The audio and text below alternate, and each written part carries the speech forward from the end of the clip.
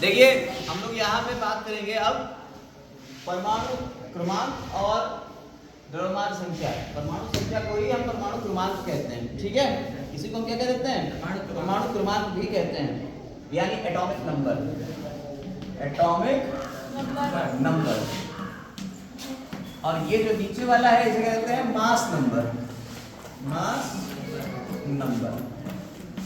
इससे पहले वाले लेक्चर में हम लोग ये बात कर चुके हैं।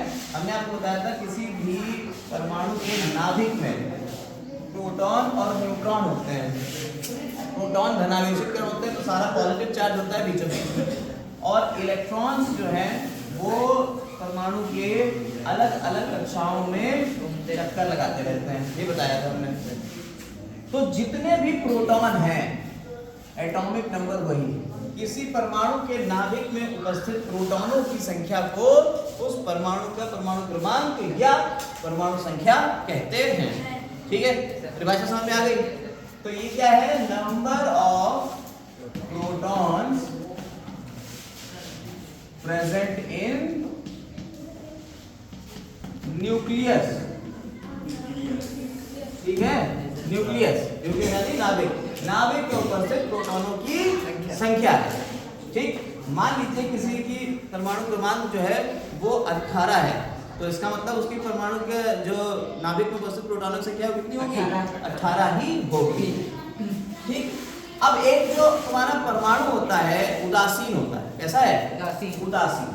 तो उदासीन परमाणु यानी न्यूट्रल एटम, उदासीन परमाणु न्यूट्रल एटम में number of protons is equal to number of electrons. जितने प्रोटॉन होंगे उतने ही इलेक्ट्रॉन्स होंगे। अगर कोई तुमसे कहते हैं कि कोई उदासीन परमाणु है उसके अंदर इलेक्ट्रॉनों की संख्या 16 है, कोई उदासीन परमाणु है उसमें इलेक्ट्रॉनों की संख्या कितनी है? 16 है, तो बताओ उसका परमाणु क्रमांक कितना होगा? 16। और उसमें प्रोटॉनों की संख्या कितनी होगी? 16 ही होगी। समझ में आई बात या नहीं? इस तरीके से हमें समझना है। ये सिर्फ समझने के लिए टॉपिक है, आपको सिर्फ परिभाषा तो याद ही हो गई है। ये किसी परमाणु के नाभिक में उपस्थित प्रोटॉनों की संख्या को हम परमाणु क्रमांक या परमाणु संख्या कहते हैं, ठीक। अब आ जाते हैं हम द्रव्यमान संख्या यानी एटॉमिक मास के ऊपर। देखिए एटॉमिक मास क्या होता है? किसी परमाणु के नाभिक में उपस्थित प्रोटॉन और न्यूट्रॉन दोनों की संख्या। इसमें क्या है? Number of protons plus number of neutrons, ठीक है। न्यूट्रॉन्स किसके अंदर होंगे? इन न्यूक्लियस, यस, इन न्यूक्लियस। तो न्यूक्लियस के अंदर कितने प्रोटॉन है कितने न्यूट्रॉन है दोनों को मिला दोगे तो आ जाएगा द्रव्यमान संख्या। जैसे हमने कहा सोडियम का परमाणु क्रमांक है 11, सोडियम को ऐसे लिखते हैं, सोडियम का परमाणु क्रमांक है 11 और उसकी द्रव्यमान संख्या 23 है। तो बताओ इसके अंदर न्यूट्रॉनों की संख्या कितनी होगी? बता सकते हो? Yes sir. न्यूट्रॉन कितने होंगे? देखिए ये प्रोटॉन हो गए, 11 का मतलब क्या हो गया? परमाणु क्रमांक है इसका 11 यानी 11 हो गए प्रोटॉन, ठीक। और 23 यानी प्रोटॉन प्लस न्यूट्रॉन ये दिया हुआ है। तो न्यूट्रॉन कितने होंगे भाई? प्रोटॉन और न्यूट्रॉन दोनों मिला के ये है, तो इसमें से प्रोटॉन हटा दो तो न्यूट्रॉन निकल जाएंगे, यानी 23 में से 11 हटा दोगे तो न्यूट्रॉन निकल जाएगा। समझ में आई बात है नहीं? किसी को कोई दिक्कत इसमें नहीं? तो इसी तरीके के प्रश्न लगते हैं। एक दो प्रश्न हम आपको बता रहे हैं, आइए जल्दी जल्दी प्रैक्टिस कर लेते हैं, बहुत तेजी से खत्म हो जाएगा। कह रहे हैं एक परमाणु के नाभिक में 12 न्यूट्रॉन और 11 प्रोटॉन है। एक परमाणु के नाभिक में 12 न्यूट्रॉन और 11 प्रोटॉन है, ठीक। तो उसकी कक्षाओं में कुल इलेक्ट्रॉनों की संख्या कितनी होगी? बताओ इसकी कक्षाओं में कुल इलेक्ट्रॉनों की संख्या कितनी होगी? जितने प्रोटॉन उतने इलेक्ट्रॉन यानी 11 ही होगी। 11। जितने प्रोटॉन होंगे उतने ही इलेक्ट्रॉन होंगे, तो उतने ही इलेक्ट्रॉनों की संख्या होगी। समझ में आई बात या नहीं? अच्छा इसके लिए कितनी कक्षाएं होंगी? 3, ठीक है। 2,8,1 3 कक्षाएं ही होंगी, बताया था। चल बहुत सही। अब कह रहे हैं एक तत्व का परमाणु क्रमांक 30 है, ठीक है। जरा ध्यान से इसको हम लोग देखेंगे। क्वेश्चन अच्छा है, थोड़ा सा ट्रिकी है, हम इसको लिखेंगे इसके इंफॉर्मेशन को और आपको पूरा करेंगे। कह रहे हैं एक तत्व का परमाणु क्रमांक यानी कि Z, परमाणु क्रमांक को हम लोग Z से लिखते हैं और द्रव्यमान ए से लेते हैं। तो Z दे रखा है 30 क्वेश्चन में। कह रहे हैं एक तत्व का परमाणु क्रमांक 30 है, इस तत्व के धनायन पर 2 यूनिट आवेश है। धन आयन जो है उस पर 2 यूनिट आवेश, ठीक है। इसके धनावेश का, इसके धनायन पर 2 यूनिट आवेश है। धनायन में प्रोटॉनों और इलेक्ट्रॉनों की संख्याएं क्या होंगी, ठीक है। इसमें प्रोटॉन और इलेक्ट्रॉन की संख्या क्या होगी?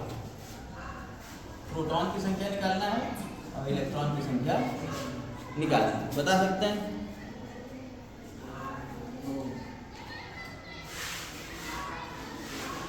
दो यूनिट आवेश धनायन है।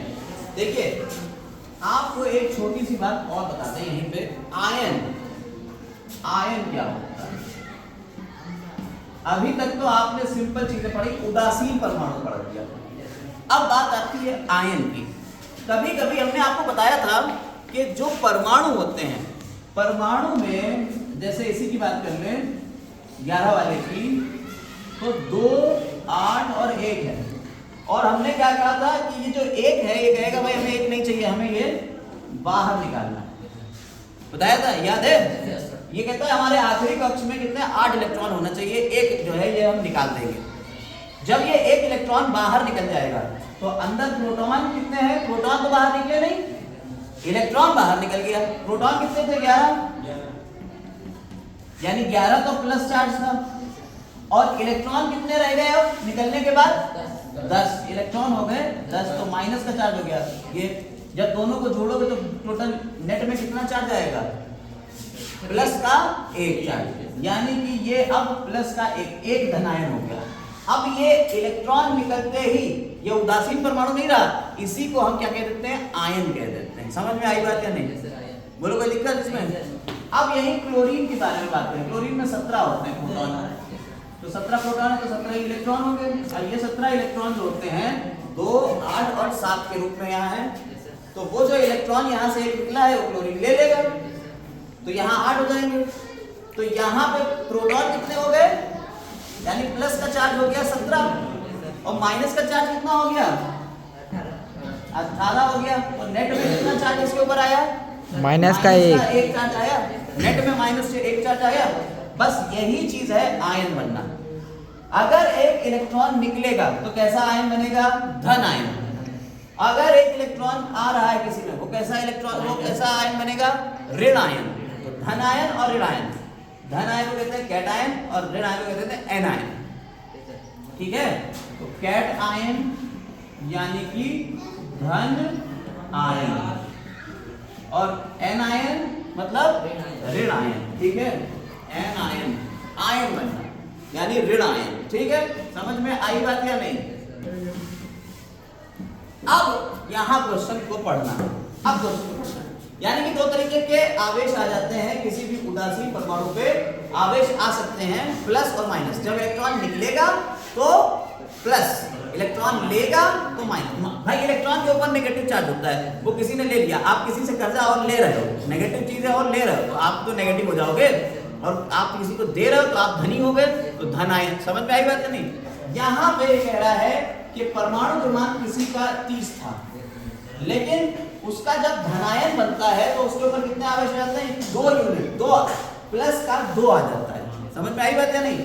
तब उसके अंदर इलेक्ट्रॉनों की संख्या कितनी होगी? जब उसके ऊपर प्लस 2 आ गया है तब इलेक्ट्रॉनों की संख्या कितनी हो जाएगी? बताइए। सर 32 क्यों प्लस आया है? प्लस कब आता है? जब एक निकलता है इलेक्ट्रॉन। अभी तो बताया जब एक इलेक्ट्रॉन निकल रहा है तो 1 प्लस, अब 2 प्लस आ रहा है तो 2 इलेक्ट्रॉन निकल गए। तो अब उसमें इलेक्ट्रॉनों की संख्या कितनी हो गई? 28। क्या प्रोटॉन निकला कहीं? प्रोटॉन तो नहीं निकलता है, तो प्रोटॉनों की संख्या कितनी रह गई? प्रोटॉनों की संख्या तो सेम रही 30, लेकिन इलेक्ट्रॉनों की संख्या कितनी हो गई? 30 माइनस 2 बराबर। समझ में आई बात नहीं? अगर उसने कह दिया है धन आवेश आ गया है, धन आयन बन गया है, वो जब धन आयन बन गया तो फिर इसका मतलब है उसमें से इलेक्ट्रॉन निकल गया है, तब इलेक्ट्रॉनों की संख्या कितनी हो गई? 28। याद रखेंगे, क्वेश्चन बढ़िया है, ट्रिकी क्वेश्चन है। क्वेश्चन क्या था हम एक बार पढ़ देते हैं कि एक तत्व है जिसका परमाणु क्रमांक 30 है, इस तत्व के धन आयन पर 2 यूनिट आवेश है। इस तत्व का जब धन आयन बना तो उस पे 2 यूनिट आवेश आ गया, तो धन आयन में प्रोटॉनों और इलेक्ट्रॉनों की संख्या क्या होगी बता सकते हैं? ठीक है, आगे देखते हैं अगला क्वेश्चन। एक क्वेश्चन है ऐसे लिखा हुआ है, बहुत इजी है यार, बहुत आसानी से समझ में आ रहा होगा आपको। अब लिखा हुआ है 1H3 ऐसे लिखा हुआ है, ठीक है। के परमाणु में उपस्थित कणों की संख्या बताइए। बताइए इसमें कौन से कण हैं? इलेक्ट्रॉन, प्रोटॉन, न्यूट्रॉन कितने होंगे? इलेक्ट्रॉन कितने, प्रोटॉन कितने और न्यूट्रॉन कितने बता सकते हो? 1H3 लिखा हुआ है, कोई बता सकता है? देखिए ये क्या दिया हुआ है? परमाणु क्रमांक दिया है। ये क्या दिया हुआ है? परमाणु द्रव्यमान संख्या, यानी ये दिया हुआ है आपको A, ये दिया हुआ है आपको Z। समझ में आई बात या नहीं? जो Z होता है वही क्या होता है? वही तो प्रोटॉन होते हैं। तो हमें ये बताओ, A बराबर होता है P प्लस N, प्रोटॉन और न्यूट्रॉन को मिला के। अब P कह लो या इसी को कह लो Z प्लस N, बात एक ही है, बोलो, क्योंकि P और Z तो एक ही के बराबर होते हैं। तो आपने कहा A कितना है? दिया हुआ है 3, Z कितना है? 1, N निकल आएगा कितना? N बराबर कितना आएगा? 2 आया, नहीं समझे बात? तो न्यूट्रॉन हो गए 2 और इलेक्ट्रॉन कितने होंगे? जितने प्रोटॉन होंगे उतने ही इलेक्ट्रॉन होंगे। तो N ये भी P भी 1 और इलेक्ट्रॉन भी 1 और N कितने हो गए? 2। समझ में आया? क्वेश्चन कैसे लगेंगे? समझ में आ रहा है? इजी है। एक क्वेश्चन और जरा सुनिए, यदि किसी परमाणु में इलेक्ट्रॉनों की संख्या 8 है और प्रोटॉनों की संख्या भी 8 है, तब ये आपको कोई एक स्टेटमेंट दे दिया, कोई परमाणु है उसमें इलेक्ट्रॉनों की संख्या कितनी है और प्रोटॉनों की संख्या भी कितनी है, तब पहला क्वेश्चन, परमाणु की परमाणु संख्या कितनी होगी? बताओ, परमाणु संख्या कितनी होगी? तब जितने प्रोटॉन है उतने ही। प्रोटॉन 8 है और इलेक्ट्रॉन भी 8 है, तो बताइए परमाणु संख्या कितनी होगी? अरे परमाणु संख्या क्या होती है? नंबर ऑफ प्रोटॉन ही तो होते हैं, कितनी होगी? 8 ही तो होगी परमाणु संख्या। दूसरा क्वेश्चन इसी में है, प्रोटॉनों की संख्या कितनी होगी? वो भी 8 होगी, ठीक है। परमाणु का क्या आवेश है? बताइए, परमाणु के ऊपर कोई आवेश है? अगर प्रोटॉनों की संख्या भी 8 है, इलेक्ट्रॉनों की संख्या भी 8 है, तो बताइए परमाणु पे कोई आवेश है? प्लस का है, आवेश कितना होगा? ये प्लस के 8 है, माइनस का 8 है, कट जाएगा, आवेश कितना आया? 0। कोई आवेश नहीं है, उदासीन है। समझ में आई बात या नहीं? कोई आवेश ही नहीं है। जब प्लस का भी 8 है, माइनस का भी 8 है, तो कोई आवेश है नहीं है, ठीक। एक क्वेश्चन और सुनिए, कह रहे हैं 3 विभिन्न तत्वों के द्रव्यमान संख्या 40 है। 3 अलग अलग तत्व हैं, ठीक है, 3 तत्व हैं, उनकी द्रव्यमान संख्या कितनी है? 40। 3 अलग अलग हैं।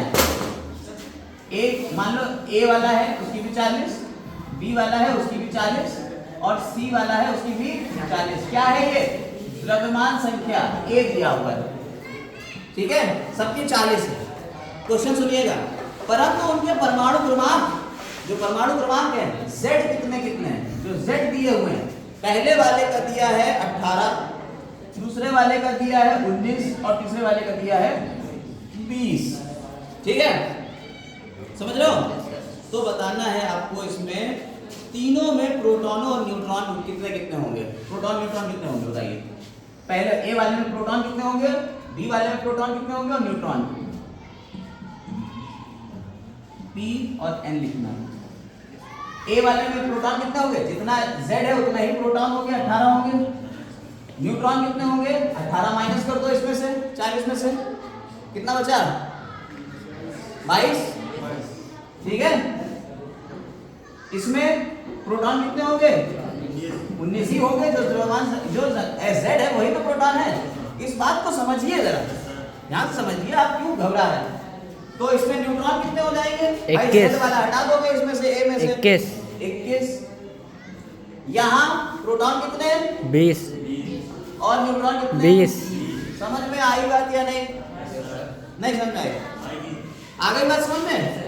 बहुत इजी है। अब जरा आपको यहीं पे एक स्टेप आगे बढ़ते हैं और उस स्टेप में हम लोग देखेंगे कि समस्थानिक क्या होते हैं, समभारिक क्या होते हैं। दो चीजें हैं, समस्थानिक और समभारिक, आइसोटोप्स और आइसोबार्स। ठीक है, देखिए इसके ऊपर क्वेश्चन प्रैक्टिस हो गए, हम लोगों ने बिल्कुल सही से समझ लिया है।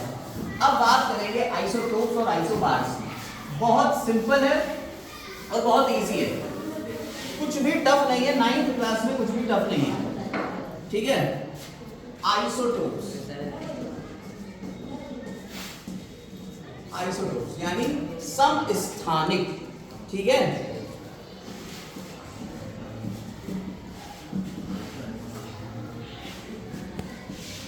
समस्थानिक आइसोटोप्स क्या होते हैं समस्थानिक? देखिए कुछ ऐसे तत्व हैं जिनके परमाणु क्रमांक जो होते हैं वो समान होते हैं, लेकिन द्रव्यमान संख्याएं भिन्न भिन्न होती हैं, उन्हें हम समस्थानिक कहते हैं। जिनके परमाणु क्रमांक समान, कौन? परमाणु क्रमांक समान होते हैं, यानी Z जो है वो समान है, लेकिन द्रव्यमान संख्या भिन्न भिन्न होगी। ठीक है, तो उन्हें क्या कह देंगे हम? आइसोटोप्स कह देंगे, समस्थानिक कह देंगे। जैसे आप देखिए हाइड्रोजन है, हाइड्रोजन भाई साहब के 3 समस्थानिक हैं, तीनों के परमाणु क्रमांक एक ही होते हैं, लेकिन तीनों के द्रव्यमान संख्याएं जो हैं वो 1, 2, 3, प्रोटियम, ड्यूटेरियम और ट्राइटियम। ठीक है, प्रोटियम, ड्यूटेरियम और ट्राइटियम। ऐसे ही क्लोरीन के भी 2 होते हैं। ये हाइड्रोजन के हो गए। कोई पूछे तुमसे हाइड्रोजन के समस्थानिक तो लिख लोगे? 3 होते हैं, प्रोटियम, ड्यूटेरियम, ये 8th क्लास में भी है, और ट्राइटियम। ठीक है, अगर आप क्लोरीन के देखिए तो क्लोरीन भाई साहब जो होता है, क्लोरीन का एटॉमिक नंबर, परमाणु क्रमांक कितना होता है? 17। एक होता है 37, एक होता है 35। ठीक है, द्रव्यमान संख्या देख लीजिए कि 37 एक की 35 होती है। तो इस तरह से इसके ऐसे ही कार्बन के देखिए, कार्बन का परमाणु क्रमांक 6 और द्रव्यमान संख्या यहाँ पे 1 की 12 और 1 की 14 होती है। समझ में आई बात है नहीं? तो इसलिए इन दोनों को जो है फिर औसत परमाणु द्रव्यमान की बात करते हैं। तब जब यहाँ ऐसे मिलने लगते हैं तो इसके औसत परमाणु द्रव्यमान की बात करते हैं, औसत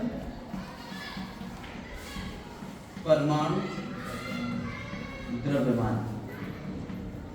क्लोरीन के लिए औसत दिया जाता है और क्लोरीन का औसत होता है 35.5, 35.5। ठीक है, कैसे निकालते हैं आप कुछ ना करिए। 35 कितने परसेंट मिलता है? देखिए 35 जो है, 35 वाला वो मिलता है 75%, तो 75/100 प्लस ये 35 वाले के लिए हो गया। नेचर में 75% तो 35 वाला ही मिलता है, और दूसरा जो होता है वो 25% होता है 37 वाला। तो 37 गुणे 25/100, इन दोनों का मल्टीप्लाई करके जोड़ देंगे और जोड़ने पे जो आता है वो आता है 35.5। ठीक है, 35.5, और इसके आगे हम U लिख देते हैं, यूनिट। ठीक है, बेसिकली AMU होता है एटॉमिक मास यूनिट, उसे हम U से लिख देते हैं, U। तो ये आता है औसत। कैसे निकाला जाएगा पता चल गया? अगर वो कहे कि नेचर में ये वाला मिल रहा है 25%, ये वाला मिल रहा है 50%, ये वाला मिल रहा है 25%, तो बताइए औसत कितना होगा? बता देंगे आप? ये लिखेंगे 1 गुणा 25/100, ये 50 मिल रहा है, 2 गुणा 50/100, ये 3 है, तो 3 गुणा 25/100, सबको जोड़ देंगे, आंसर आ जाएगा। समझ में आई? औसत कैसे निकालेंगे? कोई दिक्कत? इन्हें कहते हैं आइसोटोप्स, समस्थानिक। समस्थानिकों के कुछ विशेषताएं हैं, कुछ प्रयोग हैं, 3-4 प्रयोग हैं, उसको हम लोग जल्दी जल्दी देख लेते हैं। पहली बात है कि यूरेनियम के समस्थानिक का उपयोग परमाणु भट्टी यानी न्यूक्लियर रिएक्टर में ईंधन के रूप में होता है। आप लोगों को आजकल पता होगा कि हम लोग जो लाइट इलेक्ट्रिसिटी प्रोड्यूस कर रहे हैं वो न्यूक्लियर पावर भी यूज कर रहे हैं। न्यूक्लियर पावर का नाम सुना होगा? नहीं सुना है तो बता दे रहे हैं। न्यूक्लियर पावर जो होती है वो कुछ ऐसे रेडियो एक्टिव मटेरियल होते हैं जिसमें अल्फा बीटा गामा रेज निकल रही थी, और उनको हम कंट्रोल्ड वे में उनका रिएक्शन कराएंगे और उससे हम एनर्जी लेते हैं, तो उन्हें न्यूक्लियर रिएक्टर कहते हैं, जहां इनका काम होता है। तो यूरेनियम के जो समस्थानिक है उनका यूज किया जा रहा है। कैंसर के उपयोग में कोबाल्ट के समस्थानिक का प्रयोग किया जाता है। कैंसर का जो उपयोग होता है, कैंसर में कोबाल्ट का समस्थानिक का यूज करते हैं, ठीक है, कैंसर के उपचार में। और घेंगा रोग के इलाज में आयोडीन के समस्थानिक का उपयोग किया जाता है, ये भी याद रखिएगा, आयोडीन के भी समस्थानिक होते हैं। विशेषताएं क्या होती हैं? ये एक ही तत्व के परमाणु हैं, सारे के सारे हाइड्रोजन के ही परमाणु हैं, सारे के सारे क्लोरीन के ही थे, सारे सारे कार्बन के ही थे, कार्बन का 12 और कार्बन का 14 वाला, ठीक है, एक ही तत्व के परमाणु होते हैं। इनकी आवर्त सारणी में स्थान भी समान होते हैं। आवर्त सारणी पढ़ेंगे आप 10th क्लास में, हमारे यहाँ से हट गई सिलेबस से, लेकिन 10th क्लास में पहले थी आवर्त सारणी, पीरियोडिक टेबल, उसमें एक ही स्थान के ऊपर होते हैं। और तीसरा है इनमें प्रोटॉनों इलेक्ट्रॉनों की संख्याएं समान, परंतु न्यूट्रॉनों की संख्याएं अलग अलग। देखिए, इलेक्ट्रॉन और प्रोटॉन की संख्या तो समान, लेकिन न्यूट्रॉनों की संख्याएं अलग अलग होंगी, ठीक है। इनके रासायनिक गुण समान, परंतु भौतिक गुण भिन्न भिन्न होंगे। रासायनिक गुण सबके समान होंगे, लेकिन भौतिक गुण सबके भिन्न भिन्न होंगे, ठीक है। इन्हें क्या कहते हैं हम? समस्थानिक। ऐसे ही आ जाते हैं संभारिक। संभारिक जो होते हैं वो इसके बिल्कुल उल्टे हैं, समस्थानिक के बिल्कुल उल्टे आइसोबार्स हैं, आइसोबार्स। संभारिक उनके भार बराबर बराबर, ठीक है, बहुत सिंपल है, उनके भार बराबर। इसका उल्टा कर दो, परमाणु क्रमांक भिन्न भिन्न, ठीक है, लेकिन द्रव्यमान संख्या समान। समझ में आई बात या नहीं? यानी ऊपर वाला एक सा होगा और नीचे वाला अलग अलग होगा। जैसे अभी हमने आपको लिखा था 40 40 40, लिखे थे, ऊपर वाले सबके एक से थे और नीचे सबका अलग अलग था। तो 18 19 20 किसके किसके होते हैं? 18 किसका होता है? आर्गन, ठीक है, पोटेशियम और कैल्शियम, 20 20 20, ठीक। फिलहाल आर्गन और कैल्शियम के लिए यहाँ दिया हुआ है इन्होंने, आर्गन और कैल्शियम का परमाणु जो द्रव्यमान संख्या होती है 40 और 40, ठीक है। देखिए, ऊपर वाले समान हो गए, नीचे अलग हो गए, आर्गन और कैल्शियम। तो इन्हें क्या कहेंगे? एक दूसरे के ये हैं संभारिक। क्या है? संभारिक हो गए, ठीक। ऐसे ही कार्बन और नाइट्रोजन, कार्बन का 14 होता है, हमने आपको बताया अभी एक, और नाइट्रोजन का 7 है, इसका भी ऊपर 14। देखिए, द्रव्यमान संख्या समान है। अब यहाँ क्या है? ऊपर पहले वाले में था हाइड्रोजन का प्रोटियम, ड्यूटेरियम और ट्राइटियम, ये बात थी। वहां एक ही परमाणु के सारे थे, सब एक ही परमाणु के तत्व ये थे, एक ही तत्व के परमाणु थे। यहाँ अलग अलग तत्व के परमाणु, ये कैल्शियम का है, ये आर्गन का है, कार्बन का है, ये नाइट्रोजन का है। समझ में आई बात है नहीं? अब इसकी भी विशेषताएं समझ लीजिए जल्दी जल्दी, फिर खत्म करते हैं चैप्टर। विशेषता है संभारिक, दो अलग अलग तत्वों के परमाणु होते हैं, दो अलग अलग तत्वों के परमाणु। दूसरी बात है, संभारिकों के परमाणु क्रमांक भिन्न और द्रव्यमान संख्याएं समान होती है, ये भी बात लिखती है। संभारिकों में इलेक्ट्रॉन प्रोटॉन न्यूट्रॉन की संख्याएं भिन्न भिन्न होती है, इसमें इलेक्ट्रॉन प्रोटॉन और न्यूट्रॉन की संख्याएं सबकी अलग अलग, ठीक है। संभारिकों के परमाणु भार लगभग एक समान होते हैं, जो परमाणु भार है वो लगभग एक समान होते हैं। परमाणु क्रमांक भिन्न होने के कारण संभारिकों के रासायनिक व भौतिक गुण भी भिन्न भिन्न होते हैं, और आवर्त सारणी में संभारिकों का स्थान भिन्न होगा, आवर्त सारणी में इनका स्थान भी भिन्न भिन्न होगा, ठीक। और इसी के साथ आपका ये चैप्टर समाप्त होता है। उम्मीद कर रहे हैं आपको सारी चीजें समझ में आ गई होंगी। Have a nice day.